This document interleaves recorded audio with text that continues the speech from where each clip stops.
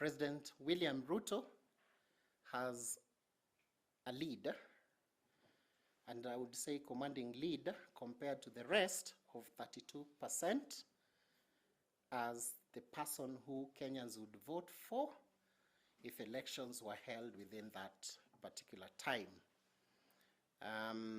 He's followed a distance with the former Vice President, Kalonzo Musyoka, at 13%. Hey guys, this is your Jomba Mwabili Mogodi. Welcome to the channel. As you are all aware, one of our greatest responsibilities on this channel is to fight against President Ruto-sponsored propaganda to influence Kenyan voters in the run-up to the August 2027 general elections. On the 13th of July, Infotrack Harris, which is an opinion poll firm, released results of a survey they conducted, and they gave President Ruto a 31% lead with regards to how the voters feel about the August 2027 general elections. And on the 20th of August, another pollster, this time called Swiss Poll International, and I believe personally that this is the first time I am hearing of such a polling organization, released again further results of a survey they conducted in late July and early August 2026, in which they again gave President Ruto a 31% lead, followed by Kalonzo Musyoka with 22% of the vote if the elections were held today. Viewers of Mwabili Mogodi TV, please watch a representative of Swiss Poll International break down the results of their poll. Is that President William Ruto remains the leading individual presidential candidate right now with 31%. However, there has been a decline in his support base, and Kenyans will be able to determine that in the next 12 months whether that will remain or it will change. Kalonzo Musyoka currently emerges as the strongest opposition presidential candidate with a national support of 22%, and is also the most preferred candidate among the anti-Ruto respondents, and is also the most preferred ticket opposition combination, where he is the president and Sifuna his deputy, and Fred Matiang'i being the chief CS. We've also seen that Edwin Sifuna's 13 national support and the fact that 58% of his supporters are aged 18 to 35, that is the Gen Z and the younger generation, position him as a critical figure in the 2027 equation. The preferred opposition presidential candidate in Kenya currently is Kalonzo Musyoka, leading with 41%. And is followed by Edwin Sifuna with 26%. Fred Matiang'i follows with 16%, and Rigathi Gachagua with 9%. We still have a significant block of undecided voters with 8%. So the first ticket being Kalonzo as the president, and Edwin Sifuna as his deputy, and Fred Matiang'i being the chief CS. This ticket was the most popular, garnering 44% of national support. While the second most popular ticket was that of Sifuna being the president, and Kalonzo being the deputy, and Matiang'i being the chief CS, it went a little bit lower with 19%. And you can see the rest, how they flowed. Matiang'i as the potential president, Kalonzo as his deputy, and Edwin Sifuna as a prime CS garnered 14% of support nationally. And where we have the scenario where Kalonzo is the president, and Matiang'i is his deputy, and Gachagua being the chief CS garners 9% of votes, while Gachagua being the president, Edwin Sifuna being the deputy president, and Kalonzo being the chief CS garnered 9%.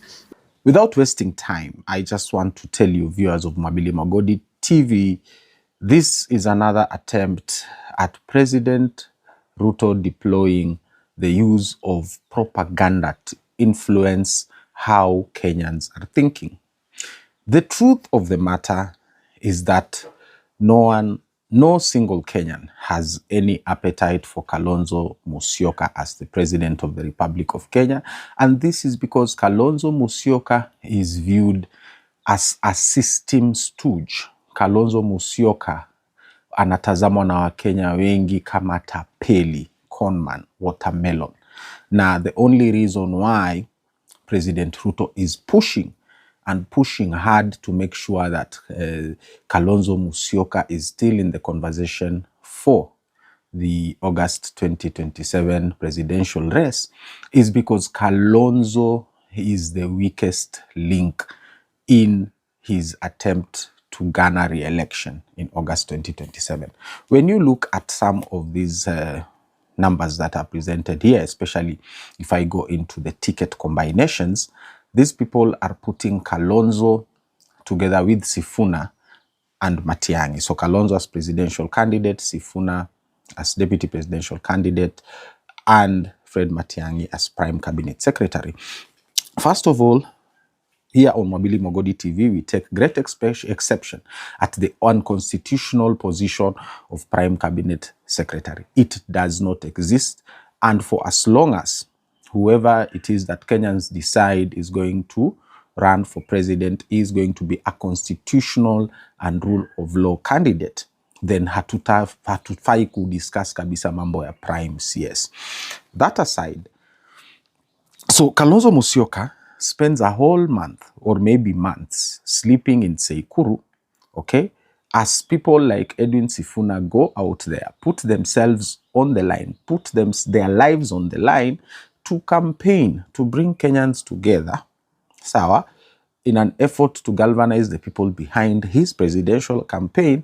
Alafu eti Kalonzo ndio anasemwa ati yeye ni flag bearer. What has Kalonzo done to secure Kenyans behind his candidacy for president in 2027? And viewers of Mwabili Mogodi TV, I really don't even need to say this. You can go into the comments hapo hivyo na uniambie wewe mwenyewe kama mtazamaji wangu who is politically aware of the current situation in Kenya. Kalonzo je anafanya nini kusecure support ya Wakenya? Mimi, in my opinion, Kalonzo, the only thing he does is sleep in Seikuru, release statements. Sawa, he has not put his neck out there. Kalonzo has not gone to any serious opposition stronghold to kind of show that he wants the support of the people. Another thing is Matiang'i. I mean, Matiang'i is one of the worst people to run for president in Kenya today, because we saw how arrogant Matiang'i was when he was the cabinet secretary of internal security in the Ruto government. I mean, we have a terrible cabinet secretary for the interior currently with Kipchumba Murkomen. But believe it or not, Matiang'i was the worst cabinet secretary for the interior. He disregarded the constitution, he disregarded the rule of law, he disregarded court orders. Like, he is the worst person that we should be discussing in the race for presidency. So for me, according to me here on Mwabili Mogodi TV, and I hope and I truly believe that most of my viewers agree with me, sawa, having Matiang'i in the discussion is moot. It is null and void from the beginning, sawa. And then all other combinations do not even make sense. Ati Matiang'i and Vice President and Kalonzo, and then ati they have 14% of the people of Kenyans who want to see this ticket. Come on. Kwani hawa watu, how do they carry us? Wanatubeba aje? Yani wanatubeba aje sisi? Wanatubeba sisi ni wajinga sana jameni. Currently as we speak, there is a UDA official fan page on Twitter which is running an opinion poll since the 20th of August 2026. And believe it or not, my viewers, I'm going to have it on the screen. Sawa, these people, their own poll ya UDA, Edwin Sifuna has 81% of the vote. 12,000 people so far have cast their vote on that public opinion poll. It is not scientific, yes, but believe it or not, we have seen these public polls on Twitter and Facebook in 2022, and the same margins zenye President Ruto alikuwa anashinda nazo akiwa ana campaign kama deputy president akuwe president in 2022 are the same margins he won the general election of 2022 with. Sawa? So, if these polls that we conduct publicly, the unscientific polls we conduct on Facebook and Twitter and TikTok, so continue with the same kind of margins, because each and every time we see Edwin Sifuna with over 80% of the vote in these unscientific polls on social media platforms.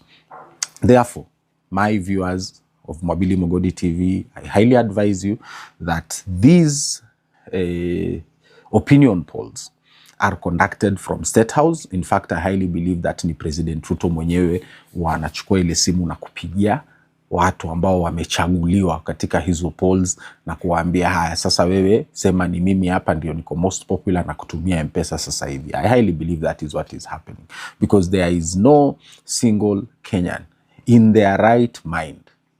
If there is no single Kenyan in their right. Viewers of Mwabili Mogodi TV, I'm telling you, hakuna Mkenya ambaye kichwa chake na akili yake inafanya kazi vizuri in August 2026 ambaye anamuunga mkono Rais Ruto willingly.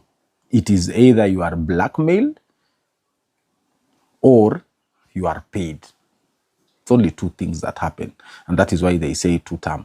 It's either you are blackmailed or you are paid. But there's no way you are waking up in the morning na kusema ati una support Rais Ruto. Hivi ukiangalia healthcare haifanyi kazi, ukiangalia education ameharibu, agriculture sasa tuna import mahindi, we are importing maize. Come on guys. Come on guys. President Ruto, you can do better. You can do better propaganda, but opinion polls seriously are not going to take you anywhere.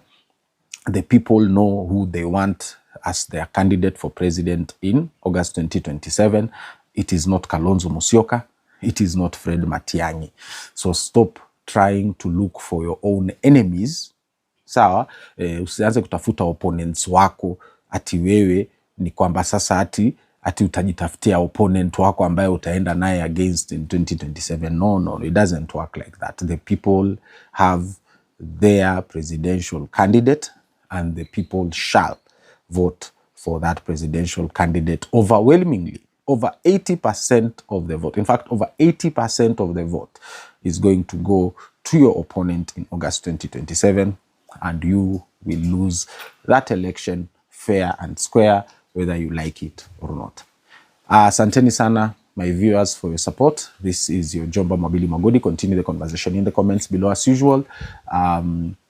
Like, share the content with your friends and family around the world.